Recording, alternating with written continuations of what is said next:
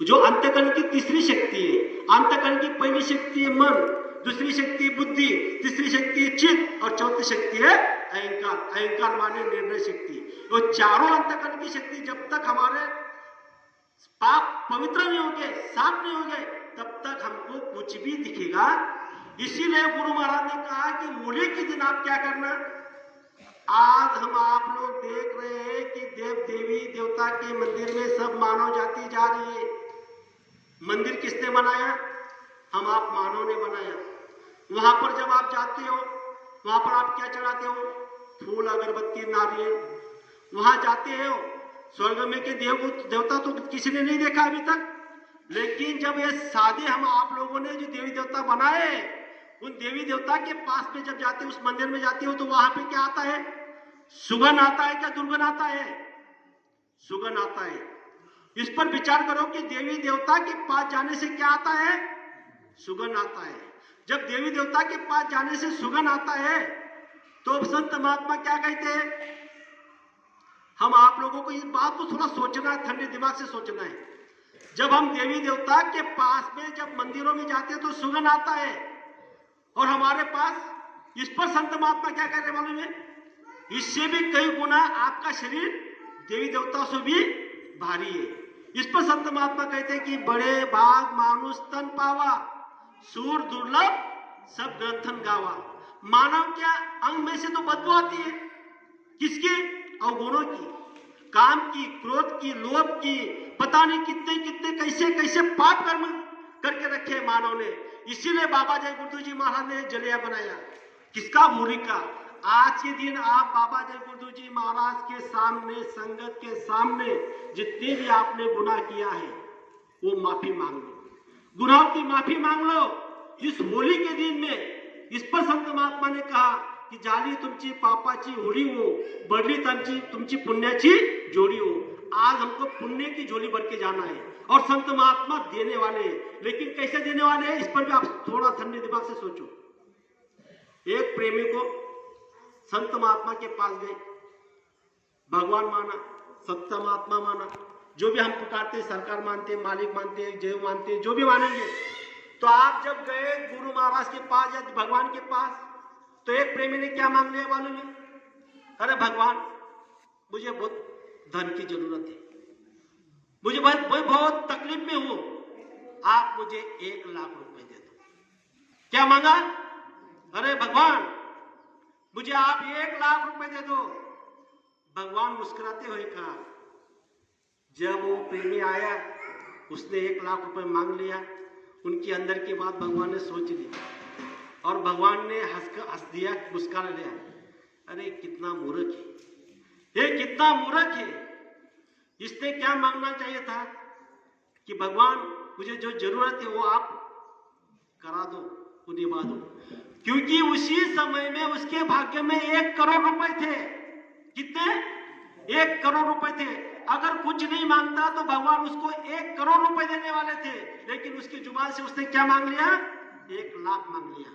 99 खत्म कर दी। विचार करो। इसीलिए अगर हम आपको मांगना है तो गुरु से क्या मांगना है? दया मांगो। गुरु से क्या मांगो? सिर्फ दया मांगो। और हम आपको सब गुरु महाराज देखते हैं, सब जानते हैं हमको क्या तकलीफ है, क्या नहीं तकलीफ है, हमको क्या चाहिए, क्या नहीं चाहिए, हर बात वो समझते हैं। इसका कई प्रमाण हम आपको गुरु महाराज ने दिए हुए। तो आज होली का दिन है। और दूसरी बात, जो हमारी माँ साहब मतलब आई साहब सकवार माँ, उनका आज जन्मदिन है। उनके 4 पुत्र और 2 कन्याएं, जो पुत्री है। विचार करो, चारों पुत्र यहाँ पर बराबर सत्संग में आते हैं, गुरु की सेवा करते हैं। इस पर थोड़ा हमको आदर से लेना है। ऐसी माँ के पेट में से पुत्र आए, उनके जन्मदिन के आज जो भी पूरा कार्यक्रम है वो उनके पुत्र यहाँ पर देने वाले हैं। तो विचार करो, ऐसी माँ को हमको वंदन करना चाहिए कि ऐसी माँ ने ऐसे जन्म पुत्र को दिया कि वो पूरे सत्संगी है, शाकाहारी है, परिवारी है, सेवक है। तो हम आपको इस बात को सोचना है। यही बात मैंने मेरी माँ को कहा कि सबकार माँ का आज 12 जन्मदिन है, तो मेरी माँ ने पहले तैयारी करके रखी। हमको इस बात को भी सोचना है कि देखो उनकी उम्र के साथ में उनका क्या होता है, रिश्ता होता है, कुछ बात होती है, कुछ विचारों में लेन देन होता है। क्योंकि सत्संग में आने का कोई ना कोई जरिया बनता है, तो वो जरिया निमित्त होली के दिन में बना। तो विचार करो कितने सौभाग्यशाली जीव होते हैं, और ऐसे जीवों के निमित्त सत्संग होता है, उनके निमित्त यहाँ पर भंडारा होता है। तो हम आपको इस बात को सोचना है कि हम आप लोगों को गुरु महाराज ने क्या कुछ नहीं दिया, अरे हम आपको क्या करना है, यहाँ आके निस्वार्थ सेवा करना है। हमको किसी से तुलना नहीं करनी है, ना निंदा करनी, ना आलोचना करनी है। इस यहाँ जगह पर जो भी खड़ा होता है, जो अच्छे आपको वचन बताता है वो लेना है, जो गलत होता है उसको छोड़ देना है, चाहे कोई भी वक्ता हो। लेकिन उसके बारे में कभी ये नहीं बोलना है कि इसने ये नहीं बोलना चाहिए, उसने वो नहीं बोलना चाहिए, क्योंकि ये सब फिक्स संत महात्मा करते हैं। क्योंकि जहां सत्संग होता है, किसको बुलाना है, किसको नहीं बुलाना है, किसको लाना है, किसको नहीं लाना है, किसको क्या देना है, किसको क्या नहीं देना है, ये संत महात्मा देते हैं। और पहचान लो इनको, पहचान लो इनको, ये कौन है, हमारे जो गुरु बने हैं कौन है, इनके लिए कौन कौन थके, वेद थके, ब्रह्मा थके, थक गए शेष महेश, जा गीता का गम में नहीं है। ऐसा सत्पुरुष का देश, ऐसा सत्पुरुष का देश से बाबा जय गुरु जी महाराज यहाँ आए हुए हैं। और इस धरती पर कितना पाप भया है, कितना पाप भया जगत में अंदाज के बाहर चला, फिर ये संत महात्मा का पुण्य है, इसीलिए जगत ने डरा। ये जगत उनके पुण्य प्रताप से चल रहा है। तो हम आपको आज के दिन में, होली के दिन में गुनाहों की माफी मांग लेना है। मैं आप सभी माता पिता भाई बहनों से हाथ जोड़ के विनम्र प्रार्थना करता हूँ कि मेरे बोलने से, वचन से, रहने से, गहने से अगर कुछ अनजाने में कोई गलती हुई होगी, तो मैं गुरु के साक्षी में आज होली के दिन आपके सामने मैं माफी मांगता हूँ। आप सभी लोग मुझे माफ कर देंगे, ऐसी मैं आशा रखता हूँ। सभी लोग प्रेम से कहें, बोलेंगे जय गुरुदेव।